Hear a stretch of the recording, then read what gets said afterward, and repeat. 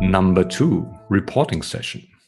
Every task accomplished is demoed, and probably the stakeholders will not take this enthusiastically. I mean, we're not accountants. Having a detailed report on what issues the money was spent does not make our customers happy, and there's no justification needed. Think of sunk costs, it's water under the bridge. The money is gone anyway. What we are interested in is the learning. Are we still on the right track? Do we need to change? I know it's satisfying to show a list of stuff that you built. It feels good. You have some sort of dopamine rush and it's a good feeling. However, this is not the purpose of the sprint review. Always like to come back. It's about figuring out collectively, are we still on the right track? So my tip to avoid this, consider telling a compelling story at the beginning of the review to engage the stakeholders and leave out those tasks that are not really relevant to the story. It's not about accuracy and delivering a perfect report where the money went.